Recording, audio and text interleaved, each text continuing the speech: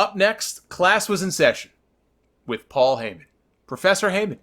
Of all the weeks for him to be down at the Performance Center handling promo classes, this was a hell of a week. Talk about timing. Now, I am of the opinion that I think Heyman's act has grown very tired over the last few months.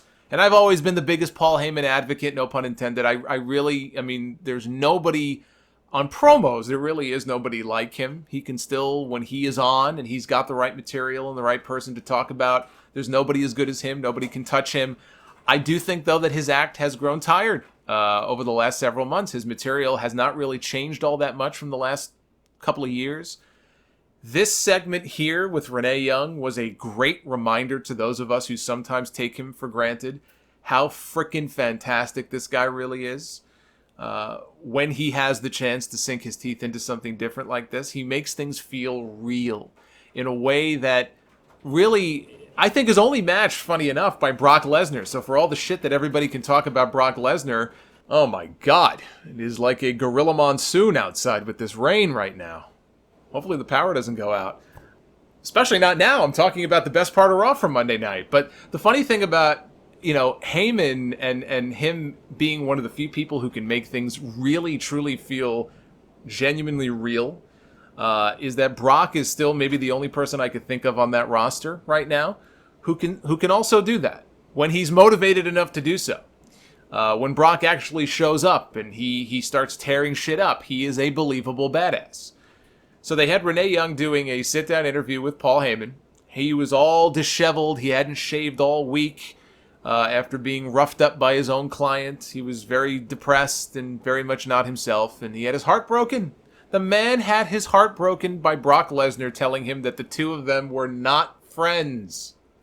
Imagine if your best friend came up to you and said, "I'm not your friend." You would be devastated. Or maybe you wouldn't.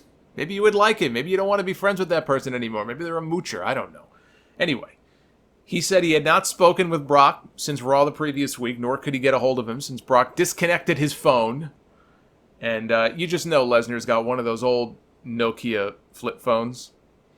Heyman had second thoughts about doing this interview. He's like, Brock's going to be pissed off. And he's saying this even though Brock admitted last week that he does not watch the show, so I'm not sure how he would even know about this. But Heyman was just a blubbering mess. His eyes were all red and bloodshot. He could barely speak. He had tears, dried up tears on his face.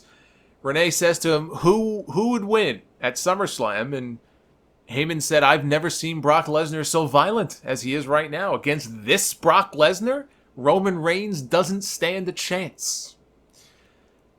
I don't have enough superlatives to describe how great Paul Heyman was here in this segment. This was a masterclass. Now, even better was the part that they did not show on television. They showed this, they put this up on YouTube as unaired footage after the fact. And if you watch the footage, it's from the end of the interview. He says, Roman Reigns doesn't stand a chance against Brock Lesnar. Heyman then, after that, he took a few deep breaths. He looked like this idea had just popped up into his head. And he started to say, "unless." But then he stopped himself. He pulled off the microphone from his shirt and he walked off. That was a great cliffhanger to this interview. And they very clearly want you to think that Heyman is going to turn on Brock. He's going to align or in some way help Roman Reigns win, even if he doesn't align with him. I do not think that is going to happen. I think, if anything, Heyman, that is way more likely to help Braun Strowman win and cash in his Money in the Bank. But again, to go back to what I said last week, I really don't think Paul Heyman should ever turn on Brock Lesnar because they've already done that once before.